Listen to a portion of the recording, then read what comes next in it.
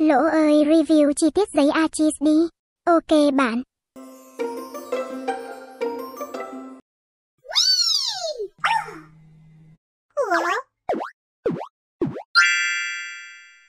Hi, chào mừng mọi người đã quay trở lại với Lộ Béo Studio. Trên tay mình đang là một tệp giấy Archis 100% cotton Vân Khâu Press set 4 tờ lẻ có giá là 112.000. Nghe giá thôi đã thấy là giấy xịn rồi phải không nào mọi người? Dành cho bạn nào chưa biết thì Archis là một thương hiệu giấy đến từ Pháp nổi tiếng bậc nhất thế giới và được các họa sĩ chuyên nghiệp ưa chuộng từ tận những năm 1492 cơ. Tính đến bây giờ là hơn 500 năm rồi mọi người ạ, cả một bề giấy lịch sử luôn. Do Vân Hot cần đặt hàng khá là lâu nên hiện tại Lỗ mới chỉ có Vân Khâu Press ở đây thôi. Sản phẩm này đã được Lỗ đóng gói lại bao bì mới để bảo vệ giấy được tốt hơn. Còn lý do vì sao thì các bạn hãy xem tiếp video nhé.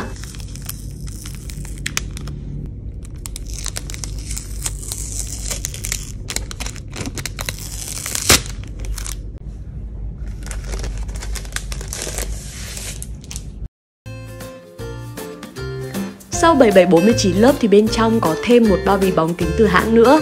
Mọi người có thể thấy là trên bao bì góc này cả mặt trước và mặt sau đều có một lỗ nhỏ như thế này. Như vậy là giấy sẽ tiếp xúc trực tiếp với không khí luôn, làm mình thấy khá là quan ngại. Đặc biệt là với khí hậu nóng ẩm tại Việt Nam, các loại giấy 100% cotton thì sẽ mốc nhanh hơn các nước có khí hậu lạnh. Do đó, để đảm bảo chất lượng sản phẩm, chúng mình quyết định là đóng gói thêm một lớp phong bì giấy kín, một lớp bóng kính nữa cho chắc chắn và chỉn chu hơn. Có một điểm đặc biệt nữa ở các dòng giấy màu nước cao cấp là viền giấy thường sẽ có hiệu ứng kiểu xé giấy vintage như thế này. Hồi đầu khi mới dùng Archis tờ lẻ mình còn tưởng là sản phẩm bị cắt lỗi nham nhở cơ, nhưng mà khi nhìn lại thì kiểu vết xé này nghệ lạ thường mọi người ạ. Sau đó mình có xem được một video quá trình sản xuất giấy của hãng, thì đây chính là dụng ý của hãng nhằm tôn lên nét truyền thống và lâu đời của thương hiệu. Thường tờ lẻ hãng họ sản xuất các tờ khổ lớn nên là bản A4 này là cắt ra từ các khổ A1 hoặc A0. Do đó thì một số tờ sẽ có 1 đến 2 cạnh có hiệu ứng xé, còn một số thì lại không có. Vân giấy của mặt trước thì sần hơn vân của mặt sau. Mình sẽ test thử độ lên màu, đi nét, chịu tẩy, khả năng đắp lớp của cả hai mặt giấy để mọi người so sánh nhé. Một đường cơ bản này, hai đường cơ bản. Mặt sau giấy mình thấy keo hơn và không được thấm nước mạnh như mặt trước nên nước có bị đọng nhiều hơn chút.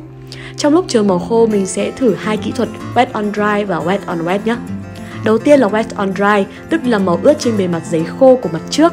Màu chuyển êm và mượt thực sự mọi người ạ. Còn đây là mặt sau của giấy. Mình sẽ thử mix hai màu hồng với vàng để thấy rõ hơn khả năng hòa màu của giấy. Ở đây mình đang sử dụng màu Van Gogh hạng học sinh sinh viên cao cấp.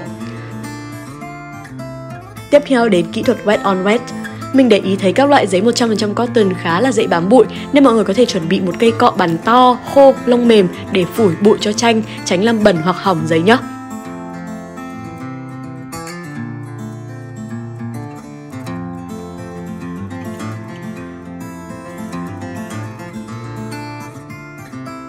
Sau khi màu khô cơ bản để khô tự nhiên không dùng tác động từ cọ, chúng ta sẽ được hai dải màu này. Mọi người có thể thấy là khi ở đường cơ bản thì mặt trước có độ chuyển màu êm hơn so với mặt sau. Mặt sau ở hai mảng này mình thấy là gần như là tách nhau luôn rồi. Đối với màu đơn khi sử dụng cả hai kỹ thuật đều khá ổn. Tuy nhiên về vấn đề hòa màu thì có sự chênh lệch rõ rệt giữa hai mặt. Mà mình cũng không rõ là tại sao cái phần wet on wet mặt trước màu lại loang hướng lên trên, còn mặt sau thì lại hướng xuống dưới như thế này nữa. Khó hiểu thực sự luôn á. Vân giấy của mặt trước khá là sần nên là đi nét bằng bút kỹ thuật hơi khó một chút, nhưng mình khá thường xuyên sử dụng giấy Khâu Press nên thấy cũng không ảnh hưởng lắm. Ở đây mình đang test thử bằng ngòi 0.1 và 0.3. Mình sẽ test thử độ chịu tẩy với các lực nhấn tay khác nhau. Các loại giấy màu nước nói chung khá là kỵ tẩy nên là mọi người không nên ấn mạnh quá khi phác tranh và hạn chế các nét thừa nhé. Mọi người có thể thấy là mặc dù lỗ tẩy khá mạnh thì các nét chì vẫn còn hơi mờ mờ một chút. Mặt sau của giấy trơn hơn nên đi nét cũng thích hơn. Và mặt sau cũng tương tự mặt trước về độ kỵ tẩy nên các bạn chú ý lực bút để tránh làm hỏng giấy nhé.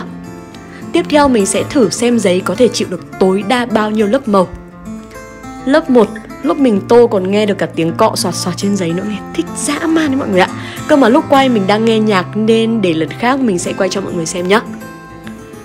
Lớp 2, lớp 3 thì mình thấy là giấy Archis có thời gian khô lâu hơn so với các loại giấy 100% cotton khác một chút nên khá dễ loang các mảng rộng bằng cọ nhỏ hoặc là mix với các màu khác nhau. Đặc biệt là chúng ta cũng có thể dễ dàng nhấc màu khi mà chẳng may tô sai. Lớp 4, lớp 5 và đến lớp thứ 6 màu vẫn lên rất là đều và mịn, giấy cho cái hiện tượng bở, nổi hạt hay là gì cả mọi người ạ. Lớp thứ 7 thì vẫn không xi nhê. Lên lớp thứ 8 rồi mọi người ạ. Uầy, thời gian chờ giấy khô hơi lâu cũng như là diện tích không còn nhiều nên mình dừng lại ở 8 lớp thôi. Với khả năng đắp được nhiều lớp như thế này thì sẽ giúp các họa sĩ sử dụng được với rất là nhiều các kỹ thuật khác nhau. Sau khi test xong bảng này thì giấy cũng bị cong kha khá do đắp nhiều lớp. Giấy màu nước nào thì hầu như cũng sẽ gặp hiện tượng này, nên mọi người có thể khắc phục bằng keo chặn màu hoặc là kỹ thuật bồi giấy nếu mà vẽ các bức tranh cần sử dụng kỹ thuật khó nhé. Để kỹ hơn nữa thì mình sẽ test thử 3 phân khúc màu từ bình dân đến cao cấp lên giấy này để mọi người cảm nhận được sức mạnh của bạn artist này nhé. Mình chọn màu nước Owin cho phân khúc hạng học sinh sinh viên bình dân. Cột thứ hai là Van Gogh là học sinh sinh viên cao cấp, gần chạm chất lượng họa sĩ trung cấp rồi, nên cột thứ ba mình sẽ lên hạng màu hạng họa sĩ cao cấp Schminker Horadam luôn. Đúng là tốt giấy hơn tốt nước sơn mọi người ạ. Các tông màu dễ keo và khó lên màu như tông xanh và nâu của Owin kết hợp với giấy Artist thì khá là mượt.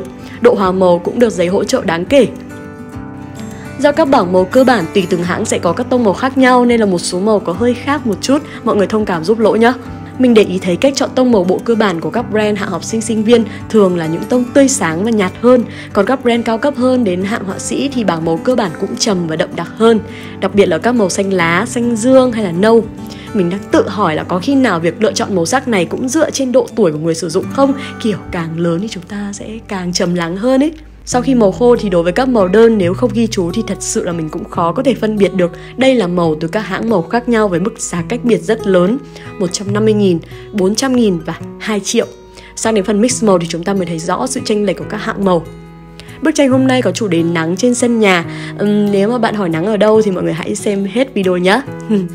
Đối với giấy 100% cotton, mình thường sử dụng bút đi nét 0.05 để đi nét hơn là các size to, vì mình thấy là do vân giấy sần nên để nét được đều và đẹp chúng ta cần nhấn mạnh hơn. Tuy nhiên với loại giấy 100% cotton, khi mà ấn mạnh mình có cảm giác là không ăn mực và dễ hỏng ngòi bút vì phải tô đi tô lại nhiều lần. Việc này cũng làm cái nét đi nét của chúng ta thô và cứng hơn. Khi mà dùng bút 0.05 mình sẽ tạo luôn hiệu ứng nét thanh nét đậm bằng cách là đi 2 đến 3 lần mực với lực tay vừa phải. Chỉ là cách này thì có hơi bất tiện một chút vì thiên về kiểu tỉa tót ấy, nên là mình sẽ cúi sát thật là sát để đi nét. Đó cũng chính là lý do mà mình không quay được chi tiết cảnh đi nét mọi người ạ. Buồn quá là nhiều luôn.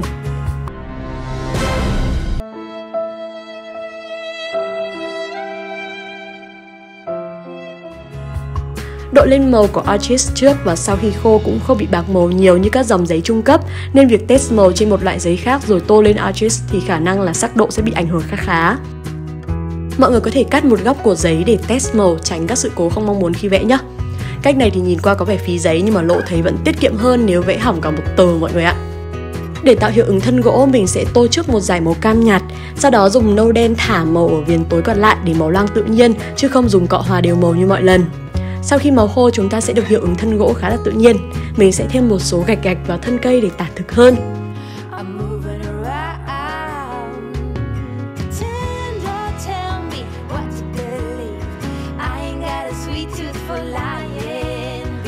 Mình sẽ đổ bóng cơ bản cho tranh bằng washi tape cho bóng được thẳng và cân đối giữa hai mảng tường hơn. Ánh sáng sẽ chiếu theo hướng chéo chéo từ phía bên phải vào, nên là khi gặp cửa sẽ đổ thêm một lớp sáng vào bên trong căn phòng.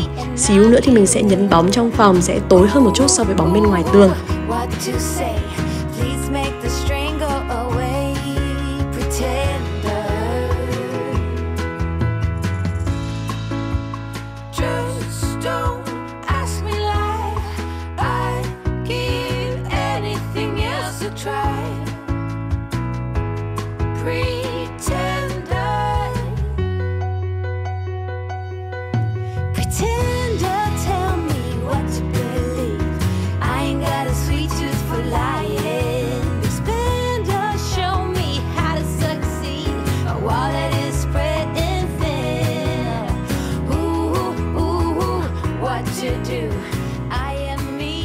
Có một lưu ý nho nhỏ khi sử dụng giấy 100% cotton cao cấp là khi sử dụng với lớp màu đầu tiên với một số màu sẽ xuất hiện hiệu ứng chấm trắng li ti bé hơn đầu kim, giống hiệu ứng noise trên Photoshop ấy mọi người. Đây là hiệu ứng của giấy chứ không phải là giấy lỗi đâu. Texture này sẽ biến mất sau khi sử dụng 2 đến 3 lớp màu nên mọi người có thể cân nhắc lựa chọn kỹ thuật phù hợp nhé. Mình thấy rất là nhiều họa sĩ Trung Quốc sử dụng hiệu ứng này nhìn siêu đỉnh luôn mọi người ạ. Video hôm nay mình sử dụng cọ lỗ béo Moon, cọ Mob Holic Snow, màu Van Gogh kết hợp với màu Mungo Professional. Cả hai loại đều thuộc hạng học sinh sinh viên cao cấp. Do giấy có khả năng bất chấp mọi địa hình màu nên là các bạn có thể sử dụng màu hạng học sinh sinh viên, bình dân hoặc là cao cấp đối với các tranh mang tính luyện tập, không có nhu cầu mang đi trưng bày hoặc là lưu giữ 10 năm đổ lên để tiết kiệm hơn. Kết luận lại là mình thấy Arches là một thương hiệu giấy cao cấp siêu chất lượng, có bề giấy lịch sử lâu đời rất là đáng để trải nghiệm. Do đó thay vì bán dạng pack 340 đến 400 nghìn cho 12 tờ thì Lỗ đóng thành các pack 4 tờ 112 nghìn để mọi người dễ mua và bảo quản hơn. Mọi thông tin về sản phẩm Lỗ sẽ để phía dưới phần mô tả hoặc là comment của video nhé. Sắp tới thì chúng mình sẽ về thêm nhiều loại giấy mới và làm review kỹ hơn nữa. Nên nếu các bạn yêu thích họa phẩm đừng quên like, share video và subscribe channel để không bỏ lỡ video nào của Lỗ ra trong tương lai nhé. Cảm ơn mọi người đã theo dõi đến hết video. Xin chào và hẹn gặp lại các bạn ở những video sau. Bye bye!